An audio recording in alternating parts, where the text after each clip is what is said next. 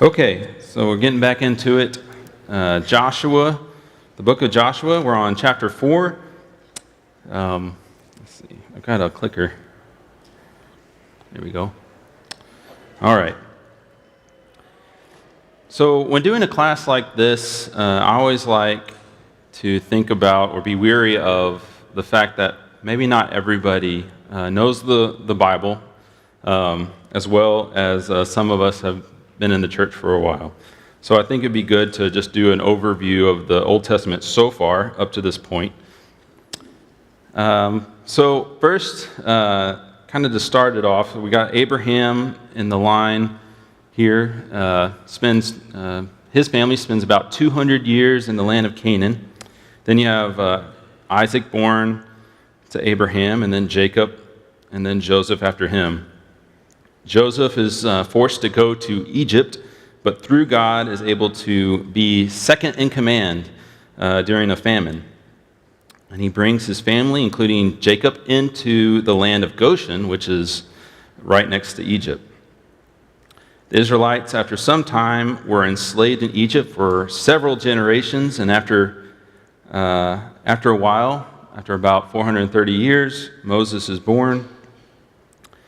And through God, he rescues the Israelites and brings them out of Egypt, out of slavery. And he brings them to Mount Sinai, where they spend a couple years there. Well, the people rebelled and were made to wander in the wilderness for 40 years until that sinful generation died off. And then finally, we get to the book of Joshua, where Israel has arrived at the end of the 40 years, and they are now camped outside of the promised land. And Moses calls upon them to obey God's commandments and informs them that they would be moving into the promised land.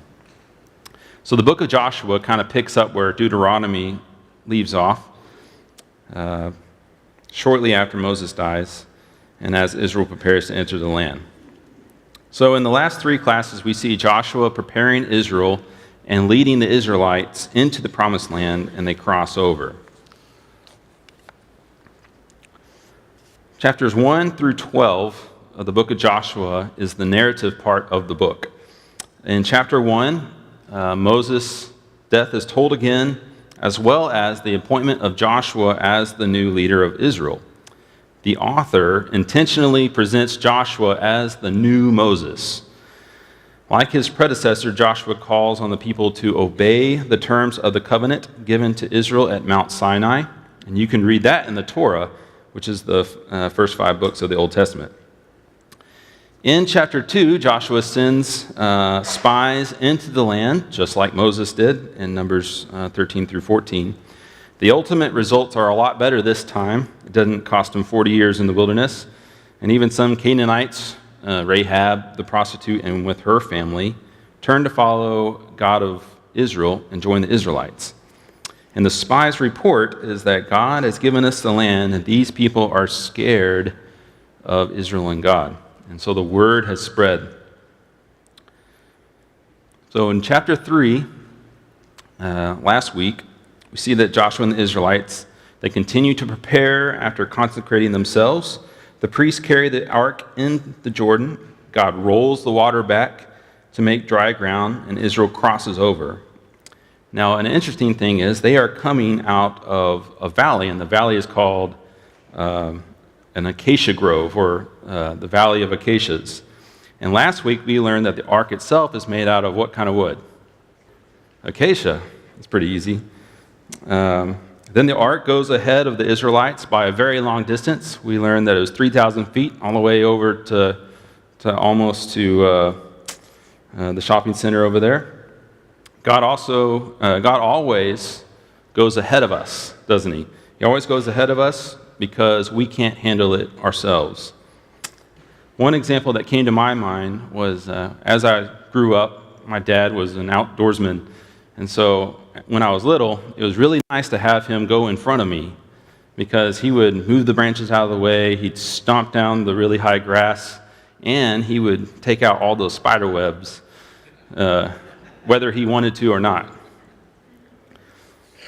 So it was very nice to have somebody bigger than you go and make your path a lot easier. So in these 5 chapters, we see a very slow movement by the Israelites. You know, they've been wandering around, and then all of a sudden they kind of slow down. And then in chapter 6, we will see the fall of Jericho, and then they'll go on to their conquest. Here, God has also stopped the river, and we see Israel stopping to camp, to consecrate themselves. And even the author of Joshua seems to stop here to explain things. He doesn't just roll over this time period and say, they just crossed. He actually explains why. We will see again in this chapter 4 that Israel is stopping to remember what God has done for them. So a little comparison. Both chapters cover the crossing of the Jordan, but they have 2 different focuses. The first one is the fact that they are crossing, that they're walking across. And chapter 4 is focused on the goal of remembering that crossing for generations to come. Chapter 3 and 4 both feature the ark, and its presence leads the people across to safety across the river.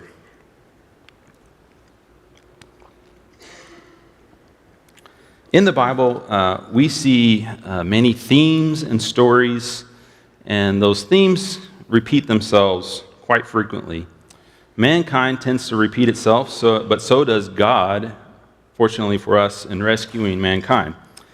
Man takes something he shouldn't, or there's a rivalry between people, and God provides salvation. Groups of people try to make themselves God, and then God punishes. Those kind of events happen quite frequently. Here in Joshua, the ark, through God, serves as a sort of mediator. The river represents the border between the wilderness wandering and the future occupation of the promised land. This is a hyperlink back to Creation Week. God, during Creation Week, he brings order out of chaos. And the Israelites have been living in a chaotic wilderness, and now they're headed to the promised land where God has created order for them to live. The wilderness is everywhere except where we set up to live. So the wilderness is just chaotic. It's everywhere outside. The promised land has borders set by God. Psalm 74:17 says, "It was you who set all the boundaries of the earth," talking about God.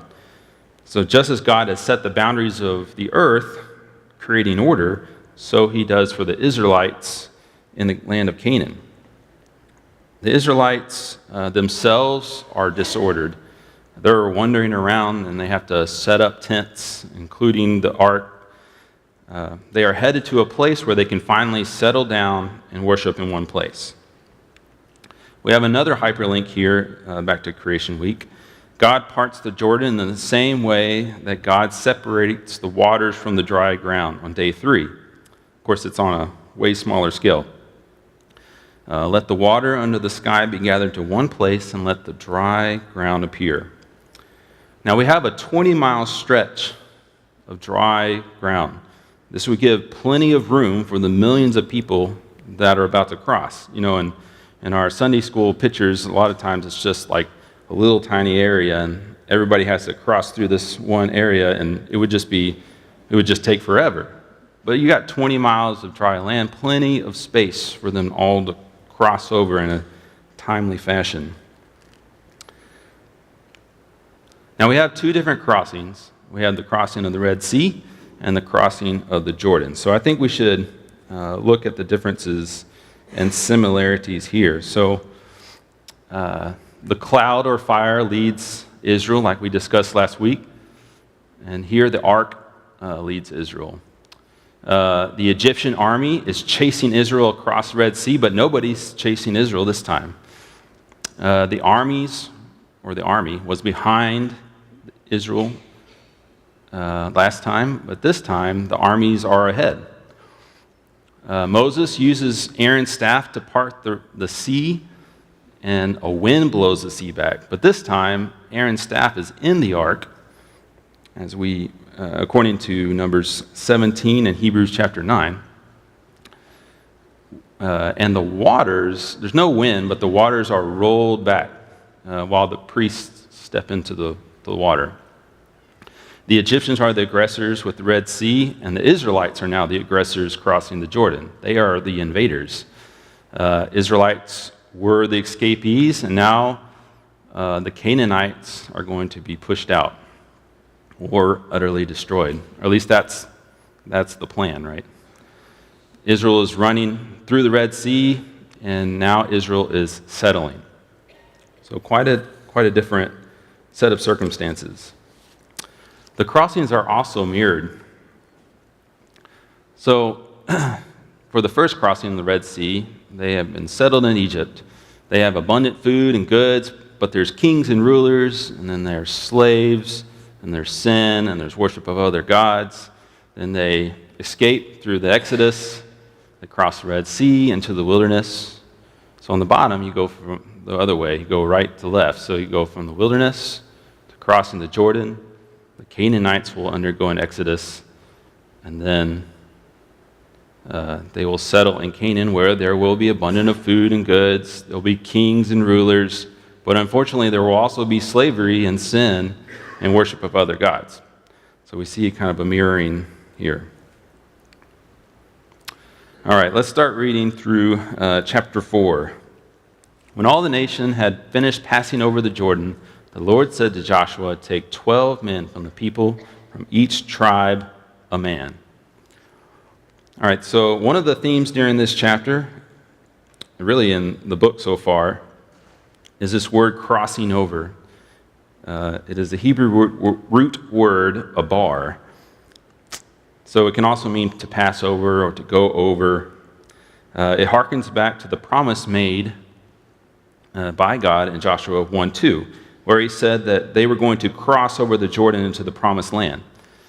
It's mentioned 4 times in chapter 1, once in chapter 2, though the action of crossing over happens quite a bit in chapter 2. We had the spies cross over the Jordan to get to Jericho. They cross into the city, then they cross into the house of Rahab, then they cross out of her window and back across the river.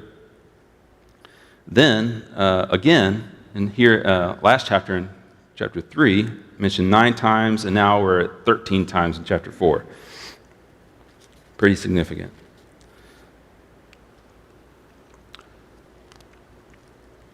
So if men, it doesn't say in this one.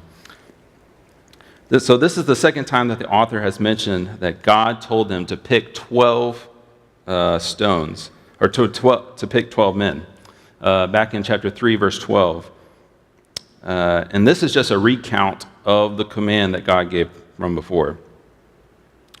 And as you read these chapters, there's kind of a stop and go feeling to it. So they head to the Jordan and they stop to rest, and then the Jordan is pulled back, and they're in the middle of crossing, and then they have to stop and go back and get the stones. And then they finally make it across, and they stop for chapter 5's events, which we'll go over next week.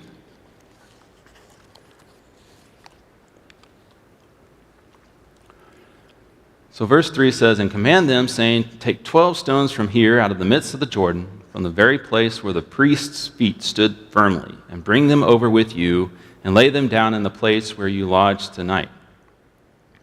So the Hebrew root word for stone is aben. This word is mentioned 8 times in this chapter. And these stones are to be placed in the same place where they would sleep that night, so that they would remember these events for generations to come. Some other instances where stones have been used would be Jacob. And he put the stone after having the crazy dream of the angels ascending and descending. Then you had Jacob also used a stone to mark Rachel's tomb. And then later you have Samuel setting up the Ebenezer stone. That meant that till now the Lord has helped us. Now it's interesting to point out the law from Exodus 20:25 that instructs them that if you make me an altar of stone, you should not build it of hewn stones, for if you wield your tool on it, you profane it. So all around them, there was these nations, including Egypt, who they left, who built great monuments to their gods, to make sacrifices, and the Israelites were to be different. They were to be set apart. Then Joshua called the 12 men from the people of Israel, whom he had appointed, a man from each tribe.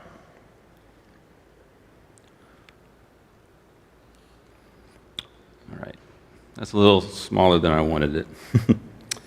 All right, so here we have two different commands. So we have the command from God and the command that Joshua is giving to the Israelites. And you can see one is a little bit longer than the other. Now, just as Moses would talk directly to God, and then Moses would relay that communication to the people, Joshua is doing the same thing. We're seeing the same thing happen in this chapter. And it is interesting, this extra part that Joshua adds. Now, there's nothing here that he's saying that is untrue, like the snake in the garden. He's not twisting anything. It's more like he's filling in the gaps. In verse 8, we see in that box, we see in chapter 3, instruction is followed by action. And in verse 8, we have a confirmation that just as Joshua was commanded, the people of Israel did, and just as the Lord told Joshua. So he's not doing anything he's not supposed to be doing here. I think what he's doing is he's using the spirit of wisdom given to him in Deuteronomy 34, verse 9, to fill in the gaps for the people of Israel.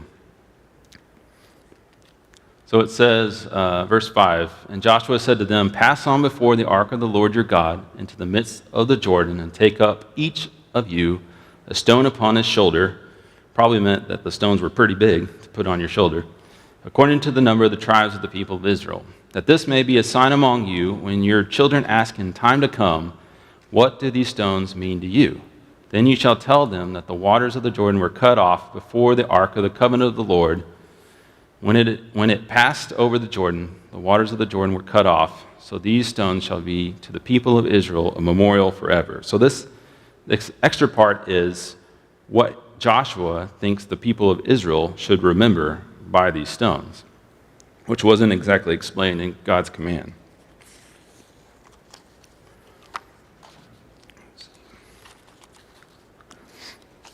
Another theme in this chapter and the chapter before is the word ark. It's Aran. Mentioned 10 times in chapter 3, 5 different ways, and 7 times in chapter 4, 6 different ways.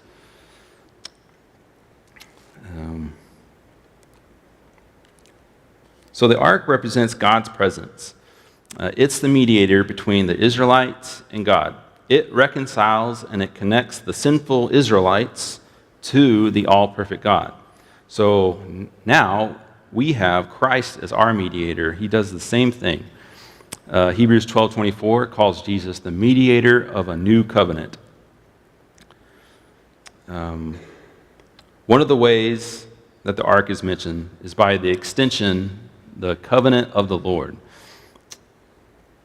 Knowing that they didn't have these chapters when it was first written down, remember that chapters and verses were later added.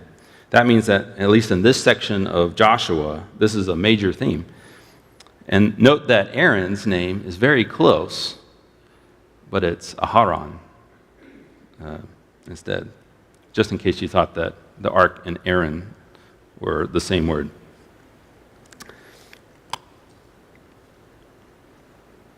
All right, verse 8. And they carried them over with them to the place where they lodged, and they laid them down there. And Joshua set up 12 stones in the midst of the Jordan, in the place where the feet of the priests bearing the ark of the covenant had stood, and they are there to this day.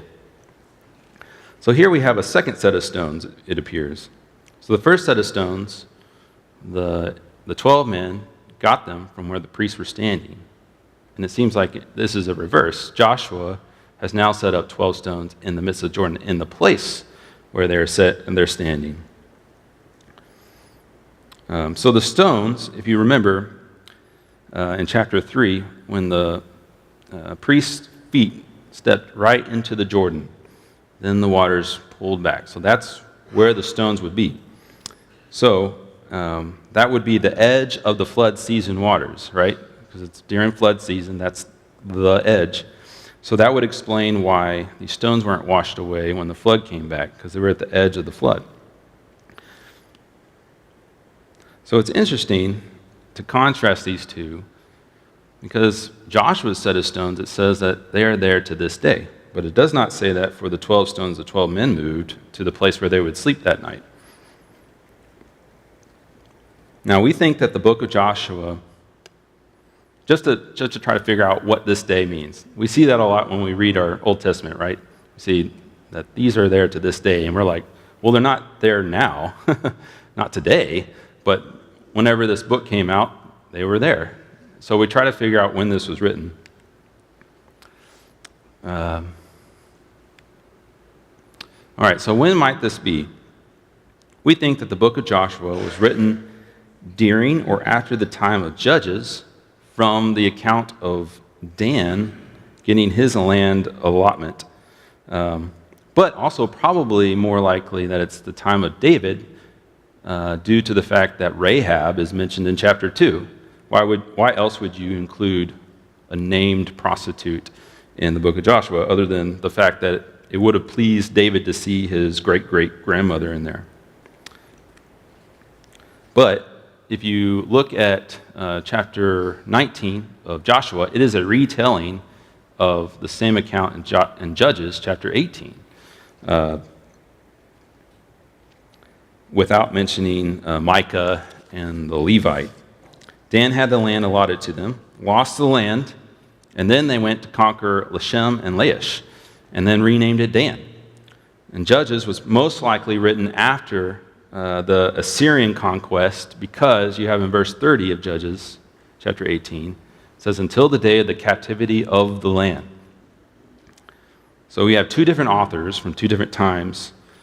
Now you do have two different spellings of Laish or Lashem, but this is pretty common in the ancient world to have two different spellings of the same town.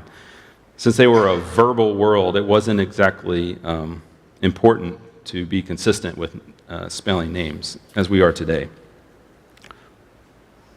All right, verse 10. For the priests bearing the ark stood in the midst of the Jordan until everything was finished that the Lord commanded Joshua to tell the people. According to all that Moses had commanded Joshua, the people passed over in haste.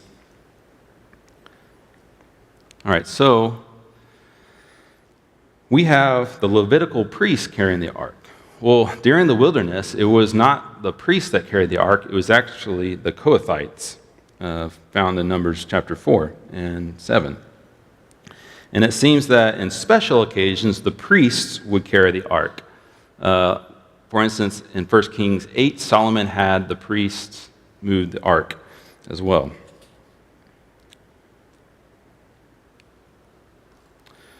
So here during this event, you kind of have a contrast going on. So you have the ark standing still, and then you have the people moving forward.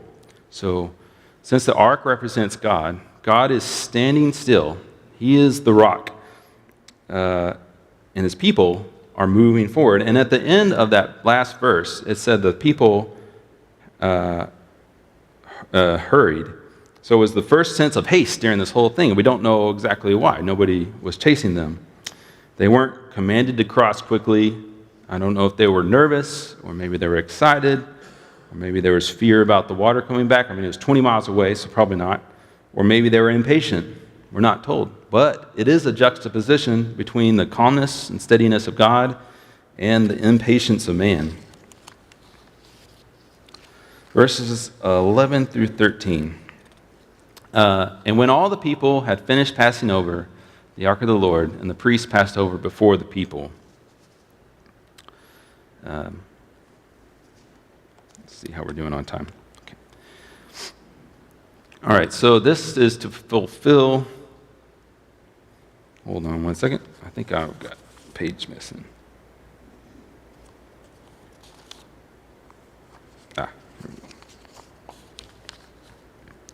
All right, so we see the people, the nation of Israel, crossing over as one unit.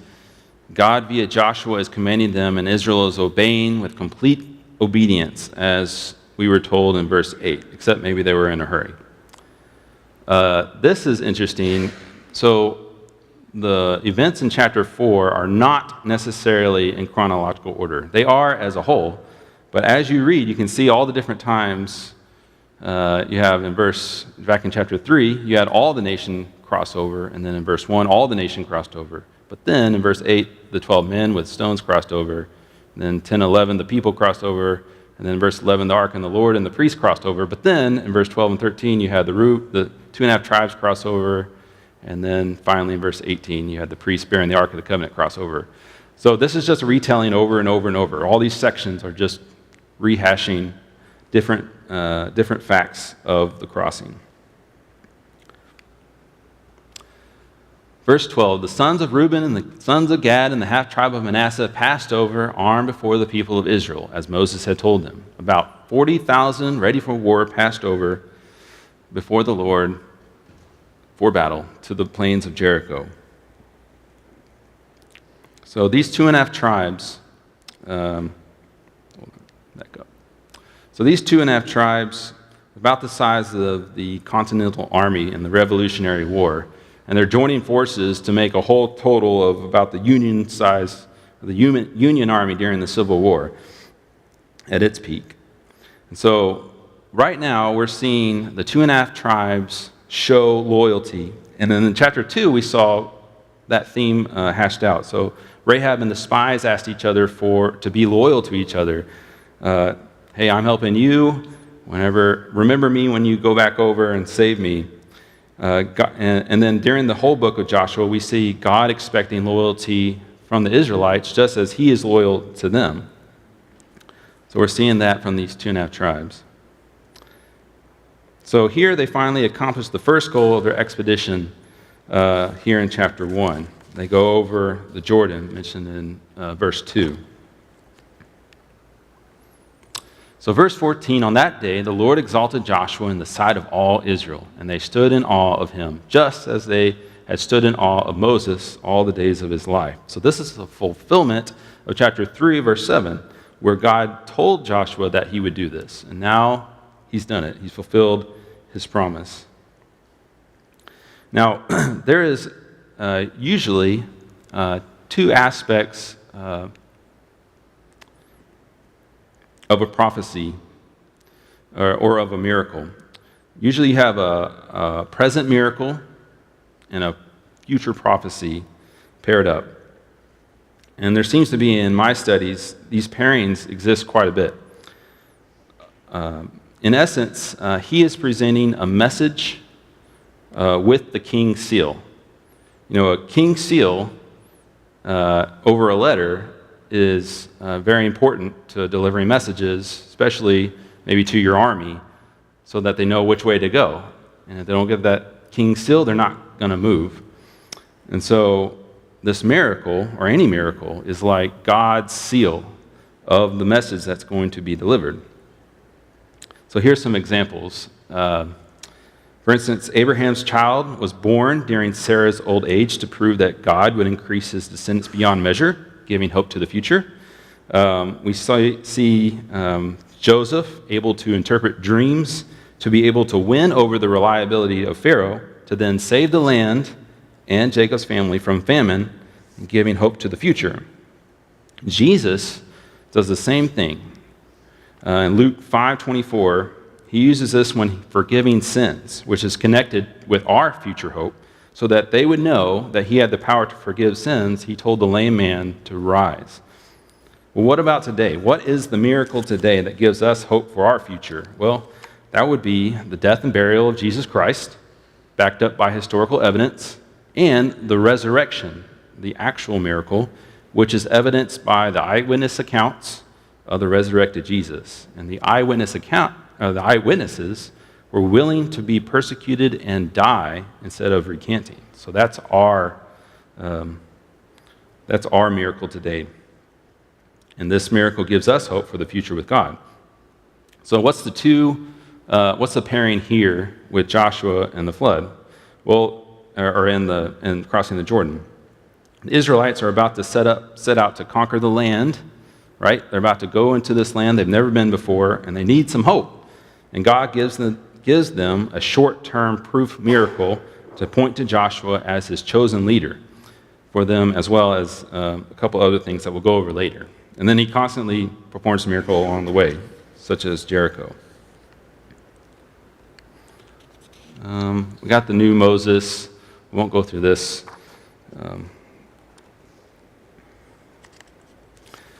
Interesting thing about the two names of Moses and Joshua. We learned, I forgot which class, but we learned that Joshua's name means Yahweh is salvation. But how do we remember what Moses' name means? Well, it means out of the water. So what we have here is a transition from out of the water to Yahweh is salvation. So we have the name transition happening here, crossing the Jordan as well. The Israelites come out of the water to God's salvation. And then this is paralleled with Noah and the flood. They come out of the water to salvation. And then this can relate to our baptism as well. We come out of the water to salvation. This theme is repeated quite a bit in the Bible. All right, verse 15 through 18. And the Lord said to Joshua, command the priests bearing the ark of the testimony to come out of the Jordan. That would be important to the priests. The fact that the Ten Commandments were put into the ark, that testimony. It's the only time during these two chapters that they use that phrase. So Joshua commanded the priests, come out of the Jordan, and the priests bearing the ark of the covenant of the Lord came up from the midst of the Jordan, and the soles of the priests' feet were lifted up on dry ground. The waters of the Jordan returned to their place and overflowed all its banks as before. So there's all the different times the ark, and you can see on chapter 4, that bottom one is the testimony. All right, so we saw this picture last week of the Jordan in flood stage. According to Jewish scholar David Meltzer, in 1854, there was an expert swimmer that tried to cross during the flood, and he was unable to. That's how crazy this thing can get. Verse 19 through 20. The people came up out of the Jordan on the 10th day of the first month, and they encamped at Gilgal on the east border of Jericho. And those 12 stones which they took out of the Jordan, Joshua set up Gilgal. So do we know what holiday is on the 10th day of the first month? Well, that would be the Pesach, or the Passover, which is one of our themes of the chapter. So that will be very significant next chapter, next week. We'll skip Gilgal, but those are some of the instances, the stories that involve Gilgal. Verses 21 through 24, we are told here there's a third reason for the miracle. So the first, we saw that Joshua appointed as their leader. The second was to show the Israelites that God was with them during the conquest. And the third is so that the earth may know that the Lord is mighty. And just in case there's any confusion, Joshua makes the connection between the Red Sea in verse 23 and this Jordan crossing. All right, so let me skip to applications. All right, so what are the things that we can learn from this chapter? The first one is God goes before us to conquer the impossible. We need God to go ahead of us, and He has. For us, I'm reminded of John 14:2, where Jesus said, in my Father's house are many rooms. If it were not so, would I have told you that I go to prepare a place for you? And if I go and prepare a place for you, I will come again and will take you to myself, that where I am, you may be also. So we have God preparing ahead of us somewhere for us to live, our promised land. Second, when it comes to salvation, God has to do it all. Can we really say that we're really impressed with what the Israelites did here? All they did was walk across dry ground. They didn't really do much. All the work, I think we can say, belongs to God, right? He's the one that brought them over. They didn't really do much. And so I think that we can connect this with our own salvation and baptism. You know, being baptized is not really that impressive. Making the decision is very impressive, but the baptizing itself is not really that impressive as a work. The person dipping you in and out is doing more work than you are. God, in fact, is doing all the work for us. He is providing the work of salvation all on his own. Third, our baptism is the exodus of our hearts. So when we see the people coming out of the Jordan, that is another kind of exodus. And then when we skip to the New Testament, John the Baptist is baptizing people in the same Jordan. And for them, for these Jews, it would have been significant to go back to this Jordan to dip in the thing that they came out of the wilderness for. So in a way, it's an exodus of their hearts. The same thing for us when we're baptized. We are to leave our sinful selves in the water, buried, leave it on the other side in the wilderness, and so we come out to salvation. And then finally, the fourth point, we are going back to the garden, just as the Israelites are going to the promised land, to be in the presence of God. So here's a cool thing I found. So, do we remember what was guarding the Garden of Eden on the east side to not let Adam and Eve go back in? The cherubim, right, with a flaming sword. And then, if we freeze for a moment, when all the people have crossed over and the only people left in the Jordan are the priests and the ark, what is on top of that ark? The cherubim. And they're to the east, the cherubim's to the east of them. And so, there's no flaming sword now, and God has allowed them to cross over. The cherubim has allowed them to cross over back into their Garden of Eden. It's pretty cool. And I think the same thing happens with us. We have been allowed to come back into the kingdom to one day spend eternity with God back into the garden, so to speak. Here's all the hyperlinks I could come up with. So we've got from Creation Week, we have chaos to order, separated waters from the dry ground. There's a hyperlink to the garden. Entrance back into the garden, aka the promised land, and cherubim at the edge of the garden. Events of Genesis 3 to 11, I connected it with Noah and his family. The animals come out of the water to salvation, leaving the sinful world behind. Moses and the Exodus, Moses and Israelites come out of the water to salvation from the Red Sea. And then we have Jesus, a connection to Jesus in the New Testament. We already have Joshua is the Hebrew form of Jesus, the Greek form. And baptism is coming out of the water to salvation, leading slavery to sin behind. So I kind of rushed those last ones, but then that's about all the symbolism I can squeeze out of one chapter. So thank you guys for your attention.